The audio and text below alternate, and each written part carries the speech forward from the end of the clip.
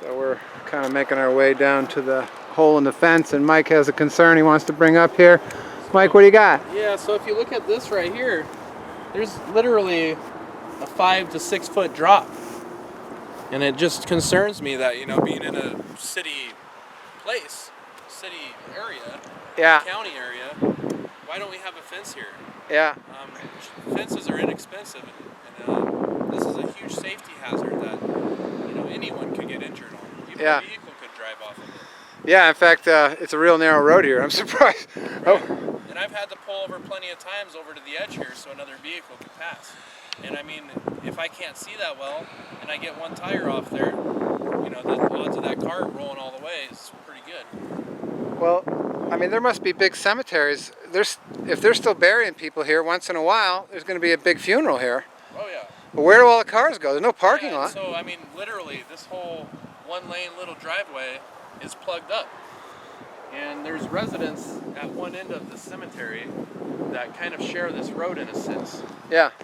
Or they believe they do. Oh yeah? And I've only spoken with them briefly. And I've had somebody get upset at me that worked down there, that lived down there, to move my vehicle.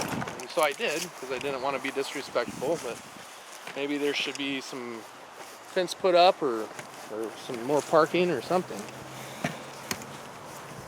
So here we see as far as the grass cutting got, and I think my hole in the fence is right over here.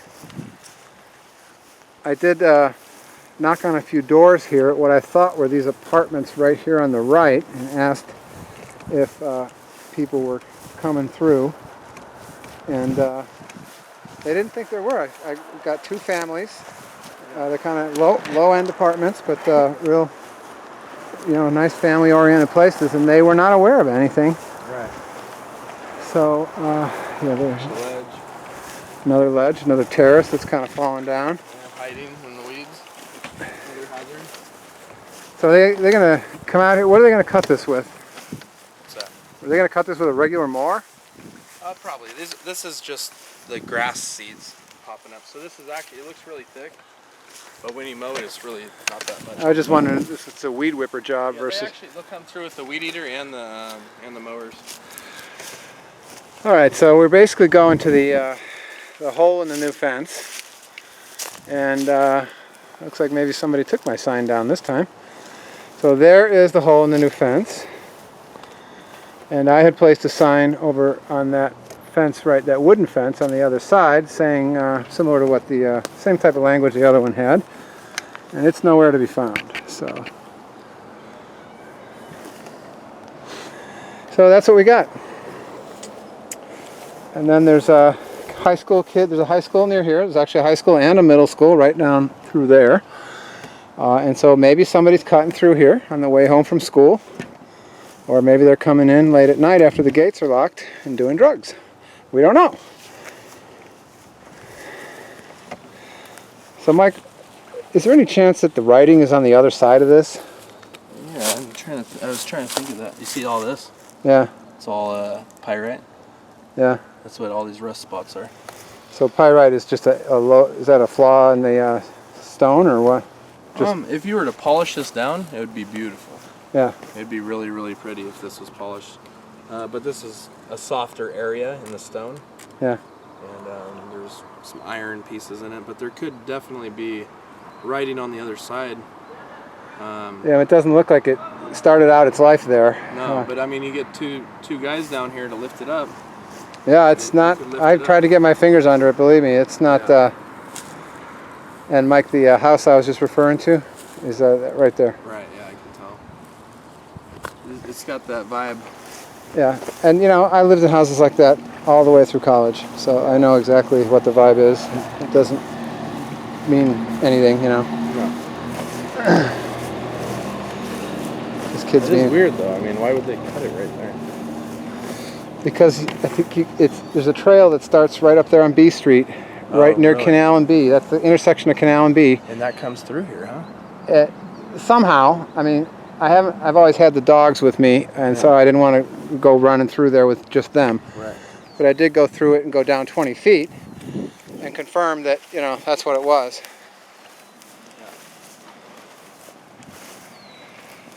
This is actually one of my favorite walks, right down in this flat area here. It just gives you a nice feel.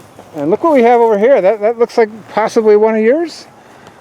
One of my stones? Yeah. No. No, that's not you? No. And you could actually, if you look on it, there might be a hairline crack on it that was natural in the stone. Yeah, I see that. And the calcium in the water from rain just highlighted the crack. Yeah, see it? So the family and the monument company probably had no idea it was there, or the monument company might have, and not have said anything. But they went ahead and set the marker, and there you go. Now you got a highlighted crack, and it actually, to me, it adds character. And that crack's not going to get any bigger because it's a piece of granite. Yeah. And the granite holds up really well, especially that's elite black is what we call it. And that black stone is very dense. So these types of etchings where you've got the person's image on there, right. Are you seeing those as popular? Yes, very popular. That might even be a cameo. Let me check it real quick. Nope, that's a laser etch. And a lot of people are doing laser etch now. We do laser etch, we do glass artwork, so we could actually put in color that picture. I've seen that. So it's really a beautiful thing. It does. It takes you a little bit. It takes a little getting used to because you're in a cemetery with such old things. Right. And seeing that, but I also get. I mean, I love old cemeteries, but I get so frustrated. I always want more information about the people, and so for the gift of the image, I'm willing to accept a little bit of technology shift on it. So on this one, for instance, this right here, it's just laser etched. You're just cutting it with a laser to get the print in there. So that right there, it's only hundredths of an inch into the stone. Yeah, so, but still, how does laser make white, by the way? What's that? I don't understand how laser makes white. So when you score this stone, it turns white. Really? Yeah. So if this wasn't polished, it would be a not white, obviously, but it'd be a lot lighter than the actual color. Wow. Yeah. So that's what you're bringing out right there, and I had no idea. Right. And with your with this image here, with using this process, you have to use elite black, or else it won't show up that way. Got it. So, and that's why we came up with glass artwork, because you could put glass artwork on any color you want. Got it. And it's fused right on. Right. And so what's the retail price for that stone like that, or with glass art, or is there any ballpark? You know, I'm not really sure on that. There's always a ballpark. Yeah. But obviously these lower... yeah, these 24 by 12 inch headstones that you see. Yeah.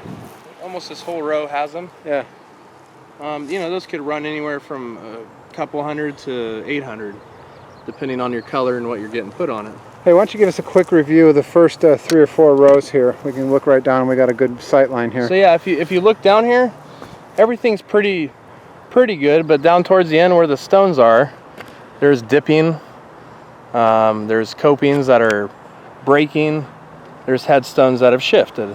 Yeah. Which is going to happen naturally in a cemetery, but you should have maintenance in your cemetery.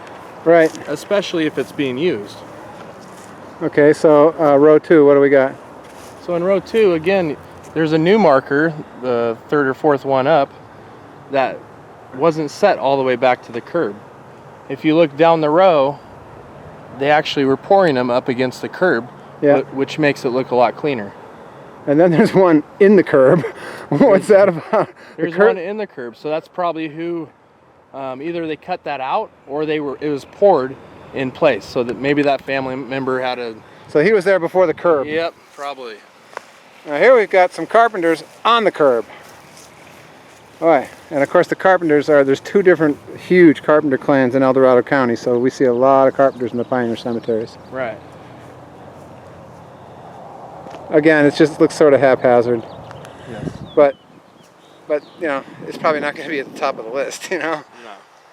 So I mean, you know, this kind of row right here, it could be straightened, it could be leveled, and just it'd be really nice. But this section is actually newer than the other sections, so of course it's going to look a little more nice than the others. Yeah, this was the 60s, it looks like. Yeah. But not entirely. There was a few errata. Yeah, here's like that one's probably old. Yeah, that's what if we go up there, we'll see that. Paraz. I drive on that road every day. 1945. What was it? 1945. 40s and 50s. It's 58.